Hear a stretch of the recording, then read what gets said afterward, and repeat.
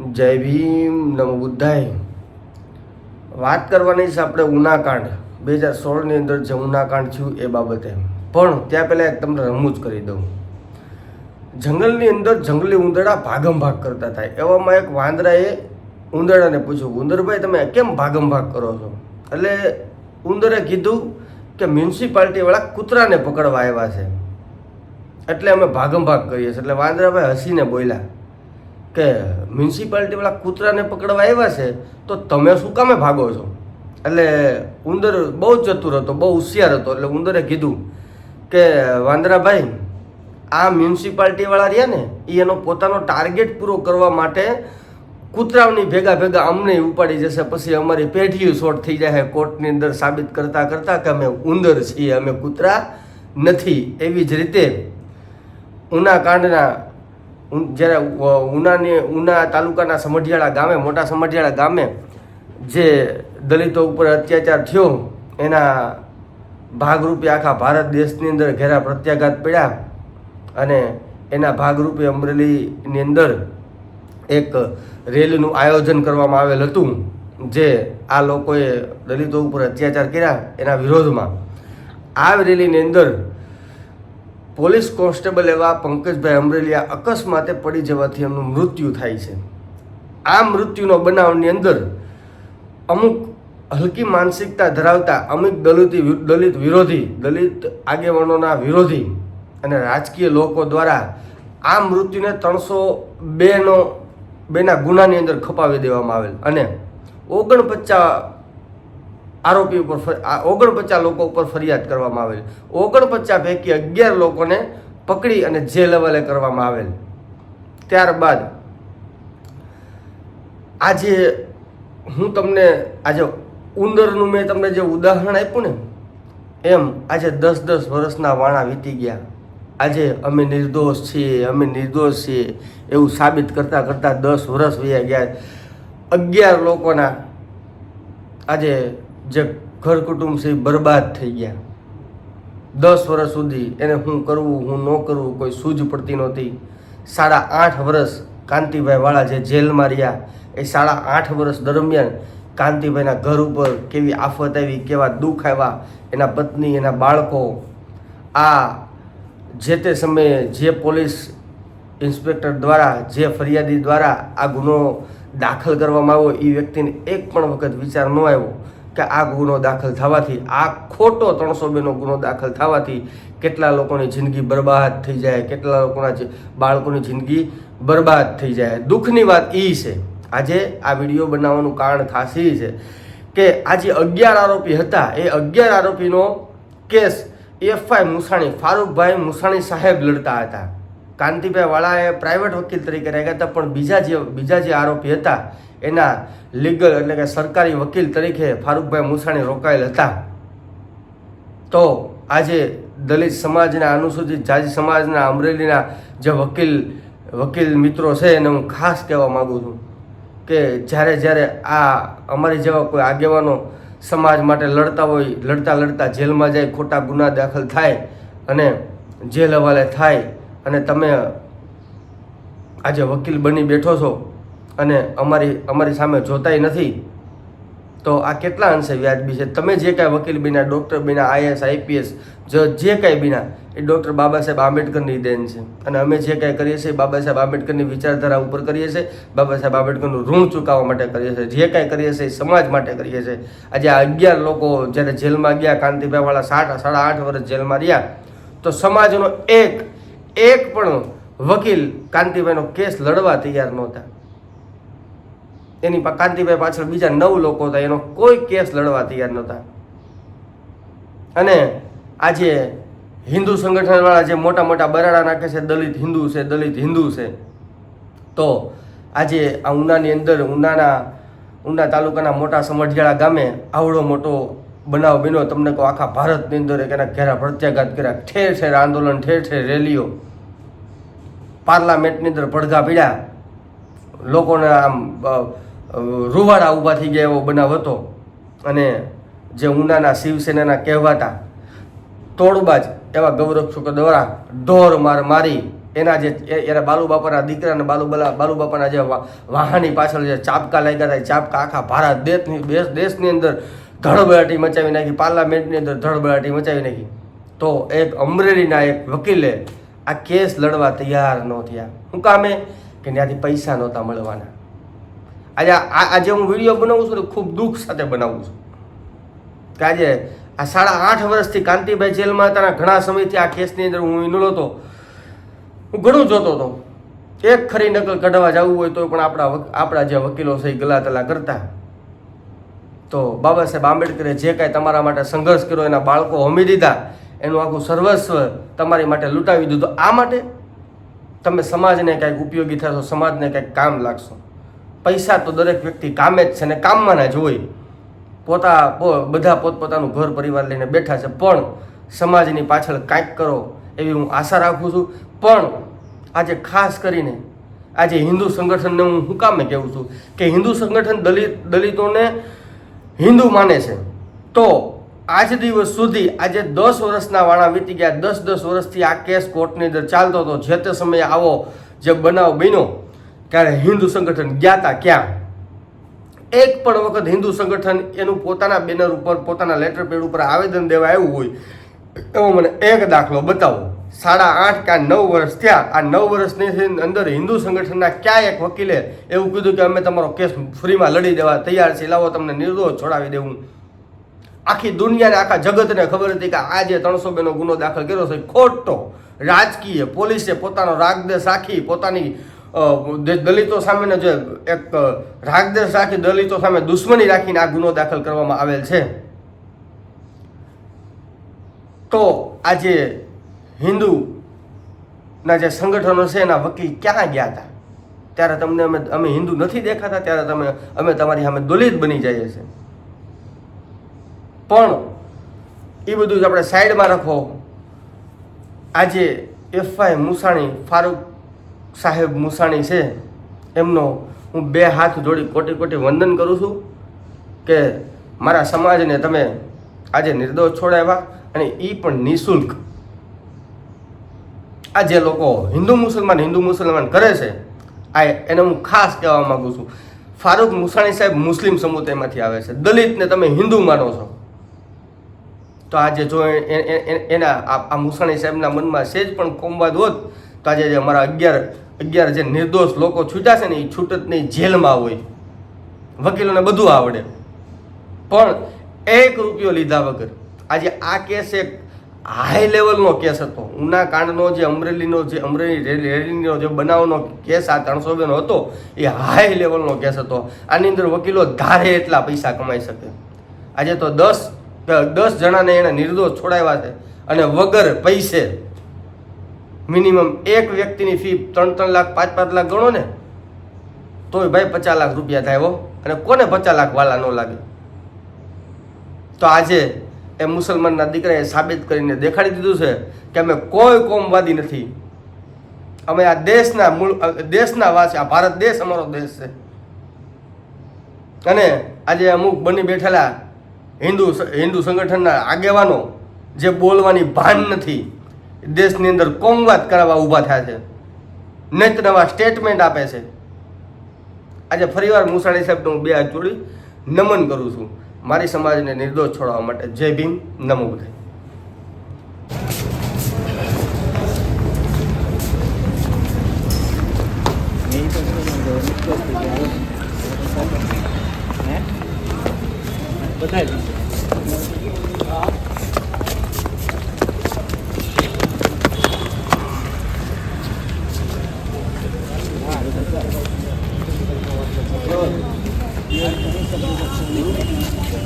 જય ભીમ.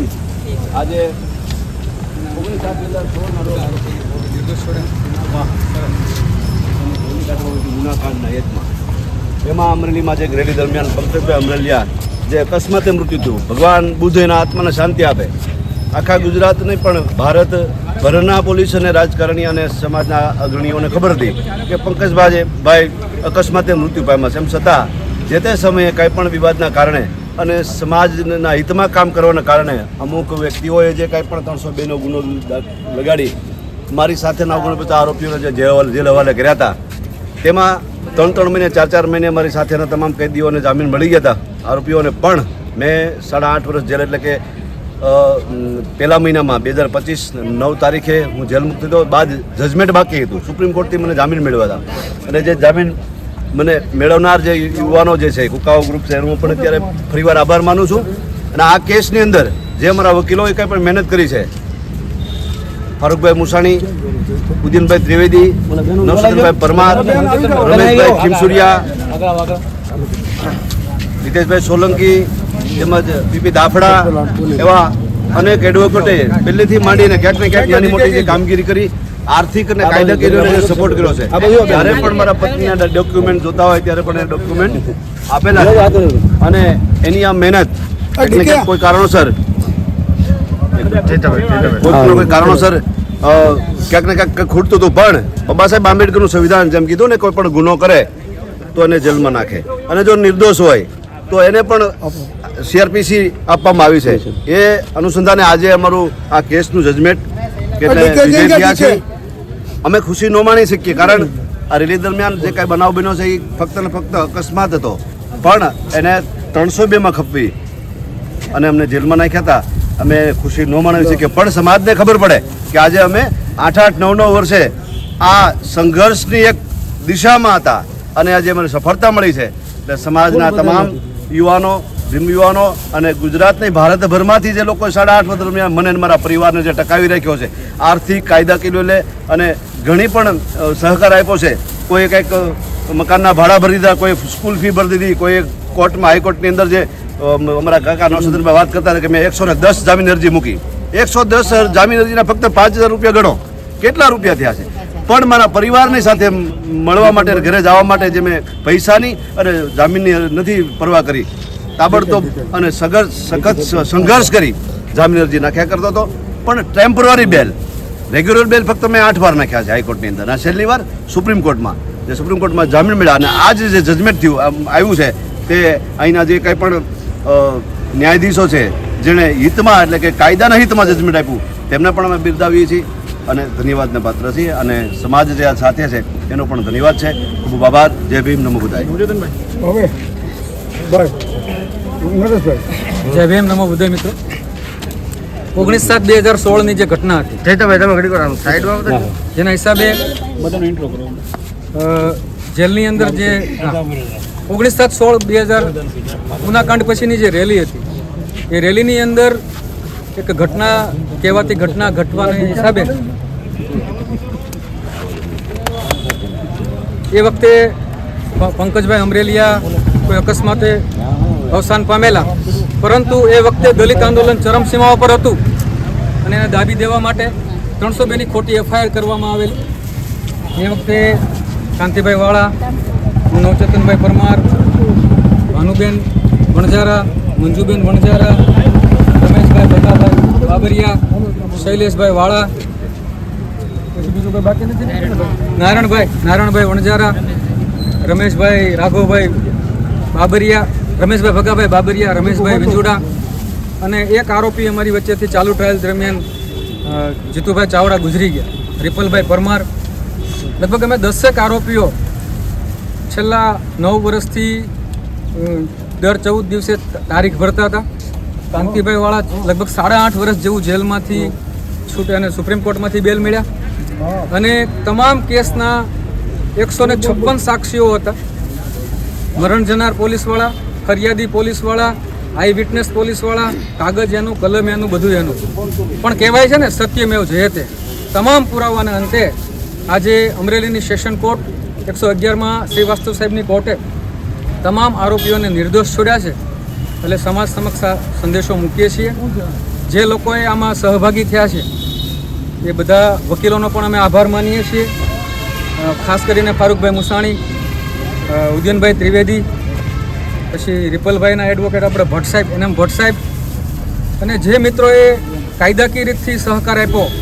આ તબક્કે હું જે જોગદિયા સાહેબને પણ યાદ કરવાનું નહીં ભૂલીશ. એમને પણ એમની હયાતીમાં ઘણો બધો લીગલ સાઈડ એમને સપોર્ટ કર્યો હતો. જે વકીલ મિત્રોએ, સમાજના આગેવાનોએ જેને સહકાર આપ્યો છે એ બધાનો હૃદયપૂર્વક આભાર માનીએ છીએ. અને આ વિડીયોના માધ્યમથી સમાજ સમક્ષ એ વસ્તુ મૂકવા માંગીએ છીએ કે ચાહે બાબા સાહેબે કીધું હતું કે ગુનેગાર અન્યાય સહન કરવાવાળા કરતાં અન્યાય કરવાવાળા કરતાં અન્યાય સહન કરવાવાળો વધારે ગુનેગાર હોય છે અને હંમેશા સત્યનો વિજય થાય છે ને નામદાર કોર્ટ ઉપર ભરોસો રાખતા 156 સાક્ષી તપાસાણા, આઈઓને 2 વખત તપાસવામાં આવ્યા, સીડીને આંખ આપવા માટેની લડત લડવામાં આવી. અમારી રીતથી જે પ્રયત્ન થતા હતા અમે કર્યા છે. સમાજને 302ની ટ્રાયલ માત્ર 2 જણા સમજી શકે, એક આ કેસની તપાસ કરનાર આઈઓ પોલીસ ઇન્સ્પેક્ટર અને એક આરોપીના વકીલ. છતાં કાંતિભાઈએ 8.5 વર્ષ જે જેલ ભોગવી છે એ 8.5 વર્ષ એના પરિવારે ભોગવી છે, એની 2 દીકરીઓ અને એના પત્નીએ ભોગવી છે. વધુમાં વધુ ત્રાસ આ બાબતમાં 8.5 વર્ષ જેવો જો કોઈ ભોગવ્યો હોય તો કાંતિભાઈ ભોગવ્યો છે. બાકીના બધા આરોપી અમે સમયાંતરે અમને કોઈને 3 મહિને કોઈને 4 મહિને જામીન મળી ગયા. એટલે આજના લડાઈના અંતે સત્યનો વિજય થયો છે અને આજે તમામ નિર્દોષ છૂટ્યા છે. અને આપણી સાથે પીએલ મારુ સાહેબ છે કે જેમને પ્રથમથી જ જ્યારે આ ઘટના ઘટી ત્યારે તમામ આરોપીઓના ઘરે કીટ આપવાનું કામ મનોજભાઈ રાઠોડ અને પીએલ મારુ સાહેબ 2 શબ્દો. કાંતિભાઈવાળાનો જે આપણે જે કેસ લડાર ફારૂકભાઈ, એડવોકેટ ફારૂકભાઈ મુસાણી, ઉદયનભાઈ ત્રિવેદી અને ભટ્ટ સાહેબ, આ 3 વકીલો સતત મહેનત કરતા હતા. અને મારે નાની વાત કરી ફારૂકભાઈ મુસાણી સાહેબની કે 2016ની અંદર ફક્ત અમે એને 90,000 રૂપિયા આપ્યા છે અને 90,000 રૂપિયામાં 8 ને 7 આરોપીના કેસ લડે છે. પણ જે બીજા 6 આરોપી છે, જે બીજા 6 આરોપી જે છે એણે જે તે સમયે ગોસ્વામી સાહેબને થોડુંક ધ્યાન દોરીને કીધું, સાહેબ હું કાંતિભાઈ વાળાનો પ્રાઇવેટ વકીલ છું પણ મને સરકારી તરીકે મૂકવામાં આવે આ લોકોને તો એને ખર્ચો ન થાય અને હું આ સરકારી તરીકે પ્રાઇવેટ તરીકે કામ કરે. એટલે મારા વકીલ પ્રાઇવેટ તરીકે અને બાકીના બધાય સરકારી વકીલ ફારૂકભાઈ બીજા આરોપીના નવસદનભાઈ ખુદે એનો કેસ લડ્યો, છેલ્લે ઉદયનભાઈ લાવ્યા અને રિમ્પલભાઈ પણ એમનો વકીલ જીતુભાઈ ચાવડાની ફી પણ બાકી છે. અત્યારે એને આપણી વશમાં નથી, છતાં એને ઉપર એની ફી બાકી છે.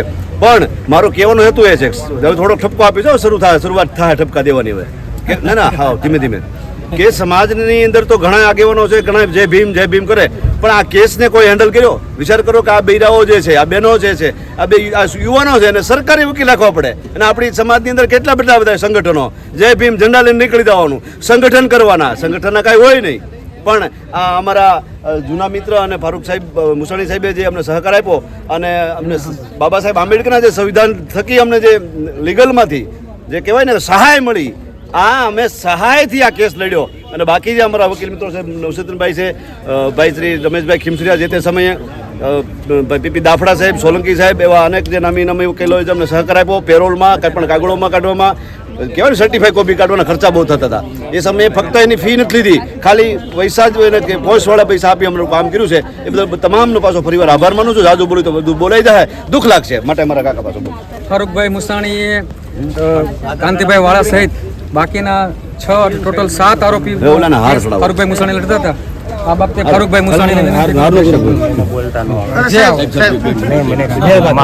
મને બોલતા નહીં આવડે. હું કામ કરવા વાળો માણસ છું, બોલવા વાળો નથી.